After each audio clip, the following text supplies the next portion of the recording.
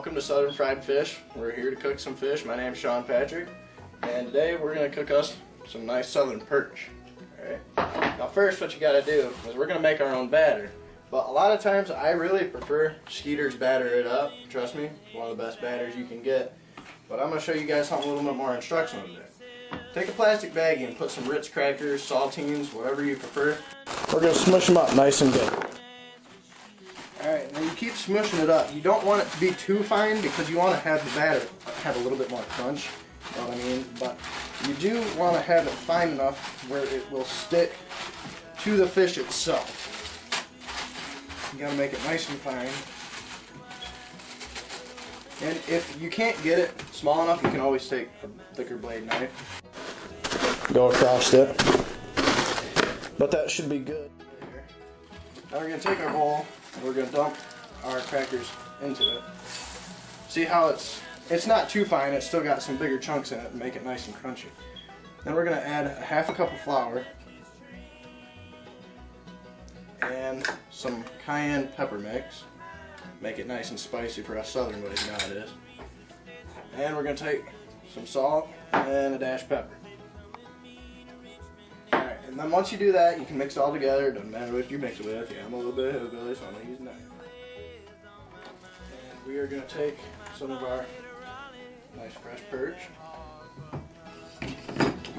And we're going to cut it up into smaller chunks. So then it feeds more people that way, which is a little bit easier. And you're not feeding off all one big chunk. Once you get your nice decent chunks, before you batter it, you want to stir up your eggs a little bit so you can dip your fish into your eggs to get the batter to stick to the fish before you cook it. Mix it up nice and good. Alright, so it's a nice thick paste. Alright, then you dip your fish in the egg, get it nice and damp. And you're going to stick it in the batter. Cover it as much as you please. I like mine crunchy, so I'm going to try and get as much as possible on there. Alright, and then stick her on the plate and you move on to the next one. Get it nice and battered out. We're going to come over here to the frying pan. You don't want it too high heat, and you want a little bit of oil on it. You don't want too much though, because the grease will be jumping. But set these in. Some of it may fall off. It's not a big deal because you can just add more later. But you want to cook it till it's nice and crispy brown. Alright, now we're going to come over here and we're going to cut up some oranges and lemons to help accent the plate a little bit so she's nice and pretty.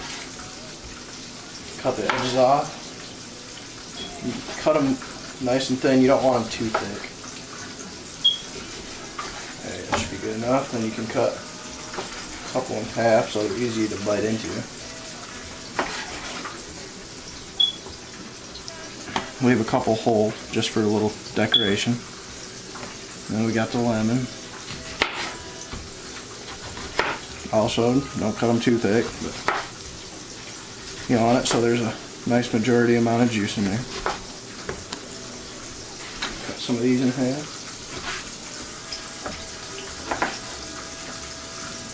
Okay. That will be what goes on the plate later. Let's see how our fish is doing here. Take the spatula.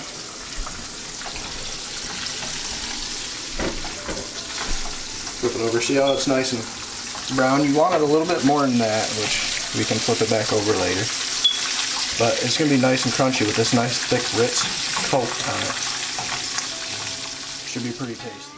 You got to make sure you flip them so they're nice and even cooked on both sides, because you want it cooked all the way through because you don't want that nasty raw fish taste. It doesn't taste too well.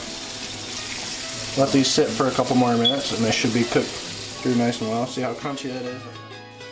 Outer casing. This could be good. Now we gotta add the rest of our fish to our platter. And we're gonna decorate it. Not only do this, these oranges and lemons supply a nice color to the plate, but you can squirt it on your fish for a little bit more of a citrusy taste. Gives it a little bit more tangy, sour, sweet, however you like it. You can use lemon, limes, oranges, whatever you prefer. And bring it over here. Squirt a little bit of lemon on there. Make it taste nice and good. Then we'll decorate it with orange slices and lemon slices. Alright, And you can take your scissors and you can cut up some of these basil leaves to decorate around the plate. Also, it gives it a little bit funkier taste. Some people don't like basil as much, but it's more for decoration than anything. Cut the heads right of it off. And then, voila, you got southern fried fish. Alright guys, have a good night.